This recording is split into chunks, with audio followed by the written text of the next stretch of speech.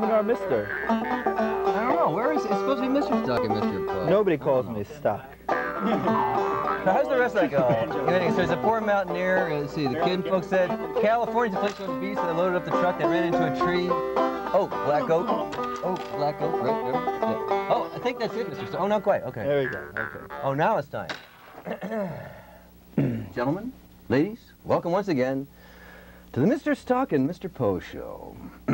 Oh. And here is the, well, the guy on my left, South Florida, well, should I say Boca Raton's Mr. Folk, Michael Stock. It's a joke that's old and used, but he doesn't let go of these jokes. Mr. Poe, thank you. I no longer live in Boca Raton. And it's really not even a folk show anymore, is it, Not a Mr. folk Stock? show. That was the old show, No. new tradition. Well, but, Mr. Poe, you gave your introduction. You could be quiet for the rest of the show now. Thank you. well, Mr. Stock, I don't know about that. All right, well, let me at least say hello to everybody, and welcome to the Mr. Stock and Mr. Poe show. We're here every week bringing you a half hour of fun-filled entertainment featuring guests who live here in South Florida, kind of proving that there are talented people who live here, and I guess most people don't realize that, but yes, we have guests every week who are talented. And this week, Dave Barry. This is not the day where we have the time. This is a real honor, Dave. Thank you for taking Yes, time it is. out of Thank your you. schedule. Well, do you have a busy schedule? Yes, I do. Yes. Oh, thank you. And really, I really mean it this time. Thank you for taking time out. It's my pleasure. I always come here and love to watch the Riddy repartees. You crazy wabbits. Speaking of the new tradition show, Mr. Stock, he was a guest on that show. Now, I thought the idea of this show was to always have different guests. Well, that was when it was a folk show, and then I appeared as a major folk cultural hero in that case, and now I'm not. Well, you were criticizing the Mr. Stock's banjo playing and suggesting that perhaps he tuned. No, I think perhaps he do have some plays folky really great roots in there. sense of the individual, finger movements he makes. I think the real, the weak link in the chain is the banjo itself, which is not in tune. Well, thank you. Probably Dave. Michael's unaware of the fact that you can adjust the little strings with the little keys at the other end of it. Maybe he didn't get that far in banjo Not college. really, because the real folk musicians that we had on yesterday did point that out to him, but unfortunately he's just incapable of. Well, I've had an experience. He said the real folk musicians. That's that true. we have. Well, Well, I once so had far we a- haven't seen you. I've once had a real Playing. bad experience tuning a banjo, and it didn't help it, so I don't bother tuning it anymore. Too traumatic. Yeah. Well, Dave Barry, I also want to say congratulations. The last book, Dave Barry Turns 40, was like a bestseller. It was like a bestseller. Yeah. But it wasn't. No, Did you expect that? no. I'm always surprised when actual humans go out and actually buy my books because I write them, and so I know full well that there are better things to do with your money. Well, to me, I thought it was like a real clever ploy on your part to kind of target everybody over the age of 40. I would like to take credit for it, but it was the publisher's idea. And all they think about is making money, publishers. I know that comes as a shock to a lot of people, but when they make a book like Thin Thighs in 30 Days, they're really not thinking in terms of literature. What gave them the idea that you're going to sell a lot of books? Well, I don't know. Well, as you said, they thought, hey, a lot of people are turning 40. Yes. I happen to belong to this generation that thinks that everything that it does, no one else has ever done. The baby boomers, like when we started having children, all of a sudden, we had classes and books and everything, and we were talking about it as though our parents had not had children, which of course they had, otherwise they wouldn't be our parents, would they now? If that's too quick for you, I'll go over it again. Well, no, I know, it's a tricky... Confused. I just want to go back. I don't want to stay on the subject of your book. Because you want to but- introduce our other guest. No. Not yet, okay. No, We'll just I'll wait. Really? But getting back to the book, Dave Barry Turns 40, the cover is outstanding. The cover Thank of you. the book Did was Were great. you responsible for the cover? Or was I'll that the tell you, publishers also? it's too bad we don't have it. but Yeah. We don't. But anyway, that was Bill Wax, a photographer on Miami Beach. Well, let me just say that it was a picture of Dave sitting between two Elderly gentlemen. very older Well, I'd like to gentlemen on know, Miami Beach. the publishers came up with the titles, Bill Wax came up with you actually did write the book, though. No, and that's where we'll get to our guest in a moment. But no, I see. I had absolutely nothing to do with I it. It's a see. modern marketing technique. All I have to do is go around and promote the book. Ah. We're working on a new deal where I will just go around and promote, but there won't even be a book. Okay, I'll just go around and people will then just mail money in, and then everyone will. Because when you make a book, you have to kill trees, and it's. Oh yeah, So- it's terrible. So You ever hear a tree die? It's not a pretty thing.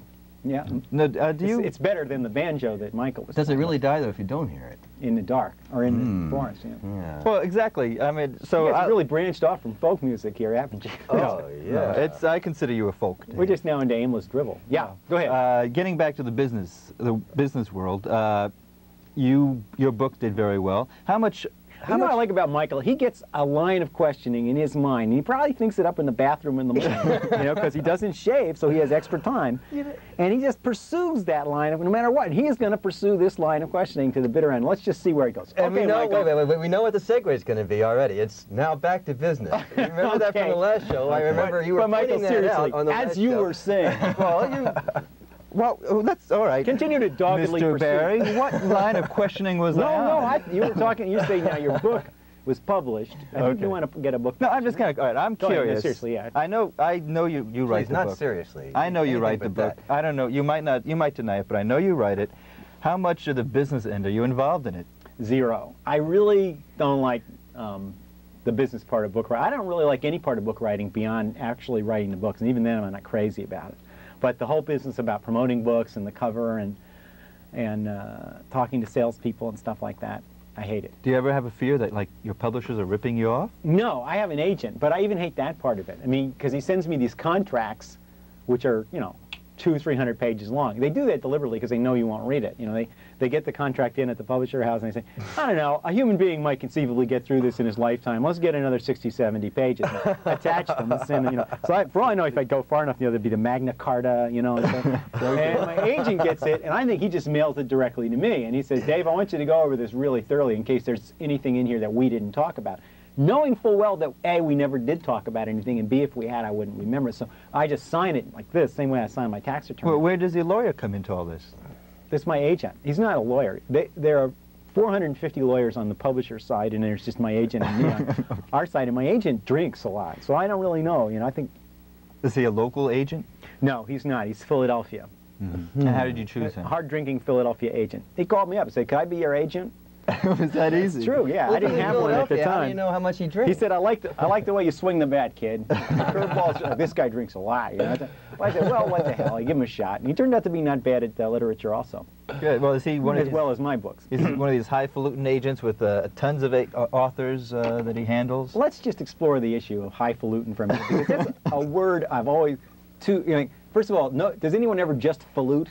Or do they always, is it always high? And no one does falute, but there's like highfaluting people. I've never heard of low faluting. What does it mean? Low faluting? You don't hear any other kind of faluting? Or no? No. Okay, well. That's the only, perhaps our listener can write in and tell us. Well, we'd have to have a few listeners for that. Well, just answer the question. I can't remember it. I don't like the, no, back to business. Yeah, no, I don't care for the business end of writing, but, you know, it's sort of there. If you don't deal with it, well, then you end up being like an obscure poet. So it seems to me you've actually been kind of lucky along these. I've been very lucky. It's worked out really well for me. But, you know, I really feel sorry for a lot of people who write books because I benefit from the way the writing industry is set up now, which is towards quick and easy, product-like books that are easy to promote, you know. But the people who really suffer are, and there are a lot of them, are people who write serious books. It's hard to read War and Peace on the John. Yeah, it's too long. It's easy to read it. It's hard to read all the way. So do you get these real authors who are upset that you're so successful? No, they don't get angry at me, but that I know of. But you know, people they write a book, which is really hard, especially if you write a real book, unlike the kind of book I write. And then you finally get a publisher interested, and you finally get it published, which usually that process alone takes years. And then the publisher publishes, you know, you think you're over with it then, you know, that now all you got to do is sit back and smoke a pipe and become a famous author. And instead, the publisher publishes 3,000 copies of the book, and it, you know, it's never in any bookstore, and, you know, you buy approximately 2/3 of the books that are published, and that's it. You know, it's over, all those years of work for that. And so, I don't know what the answer is. I mean, I do all right by it, and others, a lot of serious authors don't. The only reaction I have to that is, yeah. Do you get a kick out of going into the bookstore around the corner and seeing your book in there?